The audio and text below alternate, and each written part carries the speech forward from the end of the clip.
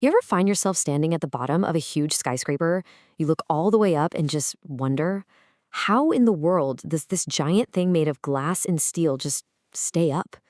Well, a huge part of that magic happens way before anyone even breaks ground, inside a piece of software that's basically an invisible engineer. Let's dive into how it all works. So, here's the massive challenge for any structural engineer, right? How do you build something that can handle not just its own incredible weight, but also all the people inside, crazy powerful winds, and maybe even the violent shaking of an earthquake? The secret is being able to test the building before you ever build it. And that virtual testing ground, it's a piece of software called ETABS. Honestly, think of it like the ultimate digital blueprint and a super advanced stress testing lab, all rolled into one. It's that invisible engineer making sure the buildings that create our skylines are not just amazing to look at, but incredibly safe. Okay, so what is ETABS, really? The name's a bit of a mouthful, extended three-dimensional analysis of building systems. But for decades, this has been the absolute go-to tool for engineers. It's the digital backbone for pretty much every major structure you see around you. So why is it the industry standard? Well, it just hits this perfect sweet spot. It's powerful enough to handle the wildest architectural designs, but it's also user-friendly with its 3D setup. It's super versatile. You can design a small house or a massive skyscraper. Plus, it plays nicely with other big design tools like AutoCAD and Revit. But most importantly, it's all built around safety, making sure everything is up to snuff with international building codes. So the whole journey starts by creating a digital blueprint. You could even call it a digital twin of the building. This is what we call the modeling phase, where the entire structure gets built piece by piece right inside the computer. And it really comes down to these three key steps. First, the engineers lay out the geometry, the building's exact shape and size.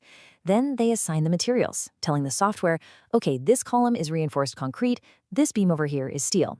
And finally, they add in every single structural part, from the giant beams down to the smallest supports. And getting those materials right is just absolutely crucial.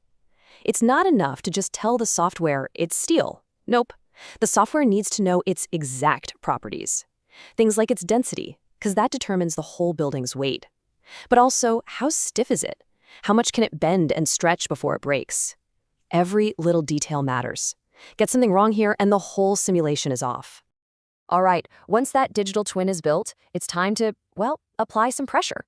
This is the part where we simulate all the real-world forces, or loads, that the building is going to have to deal with every single day for its entire life. Engineers basically break these forces down into four main groups. First, you've got dead loads. That's the permanent weight of the building itself, the stuff that never moves. Then you have live loads. That's all the temporary stuff, like us, our furniture, our computers. And then you've got the big environmental forces, wind loads, and the really critical one, seismic loads from earthquakes. Okay, so the model is built, the loads are applied, and now we get to the moment of truth. This is the analysis phase. It's the virtual stress test, where the software's brain calculates exactly how that structure is going to behave under all that pressure. Now, ETABS runs two main kinds of analysis. You've got static analysis, which looks at how the building handles steady, constant forces, like its own weight. But dynamic analysis? Oh, that's where things get really intense.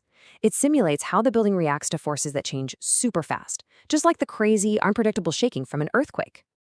So, what does the software actually tell the engineers? Well, one of the first big results is something called displacement.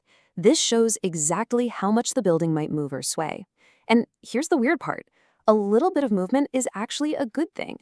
A building that's totally stiff could just shatter under pressure, but one with a bit of engineered flexibility can safely absorb and ride out the energy from wind or an earthquake.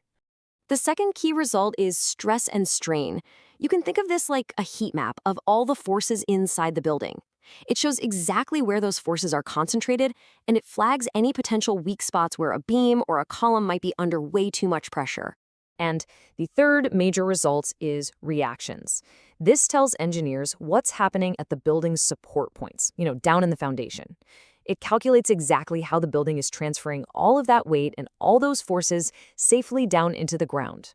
It's the final piece of the puzzle. This stuff is beyond critical when you're designing for earthquake safety. ETABS has some seriously powerful tools for this. It calculates the base shear, which is basically the total sideways punch the building has to be able to take. It also runs these super complex analyses that simulate how the building will react to all sorts of different earthquake vibrations, and even to specific real-world earthquakes that have been recorded in the past. Now, all this data, it isn't just a simple pass or fail test. It's a roadmap. Engineers take all these results and use them to refine and optimize the design, turning all that raw data into a smarter, safer, and more efficient building. This is where the real fine-tuning happens. Engineers can ask, can we use a little less steel right here without sacrificing any safety? Or can we make the load path, the journey of force takes to the ground, more direct? It's this constant balancing act between being safe, being functional, and being affordable, and ETABS gives them the data to make those calls with confidence. So, okay, we've gone through all the technical bits. Let's zoom out for a second. Why does this one piece of software matter so much in the big picture? There's a line from our source material that just says it all. For the huge, complicated, multi-story buildings that basically define our modern cities, a tool like ETABS isn't just nice to have. It's absolutely essential. The forces and the physics involved are just way too complex to figure out with old-school pen and paper math. And really, that's the key takeaway here. ETABS is the bridge that connects a wild architectural dream with solid, safe engineering. It's what lets us build higher and more creatively than ever before, while making absolutely sure that these incredible structures are safe for everyone. So, the next time you walk into an office tower or an apartment building, just take a second.